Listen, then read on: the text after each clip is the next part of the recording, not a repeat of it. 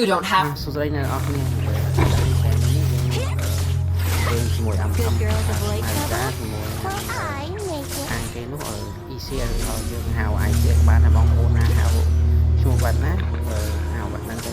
ហ្នឹងសម្រាប់បានវីដេអូនេះយើងនឹងដូចលីកគេតិចភាសាតែយើងរាប់ឲ្យស្មោះគេហ្នឹងណាហើយឥឡូវយើងមកយកសកាត់ហ្នឹងហើយយើងចង់ដល់ហ្នឹងECL នេះបញ្ចូលមកគឺអត់មានគីឡូទេតែចូលមកយើងតុកតានឹងវាយទៅដាក់អញ្ចឹងយើងសៀងលីទីហ្នឹងអញ្ចឹងសម្រាប់បងប្អូនដែល solo ណា solo អត់មានម៉ាលីសានេះគឺខ្ញុំរកឲ្យហ្នឹងអញ្ចឹងទី1ម៉ាលីសាយើងមានម៉ាស៊ីនទី1យើងអាចចាប់ពីឡើង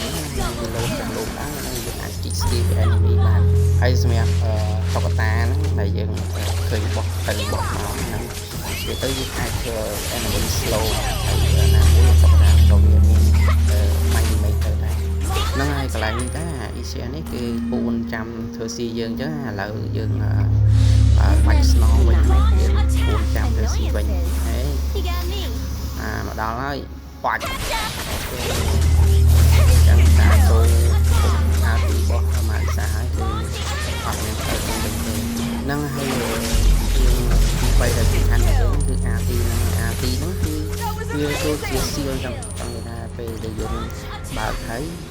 enemy កាន់តែគៀកខ្លួនយើងហ្នឹងកាន់តែយើងវាយចូលយ៉ាង enemy វាយយើងថាវាចង់និយាយថាបុក enemy វាយទៅចឹងមិនថាបុក enemy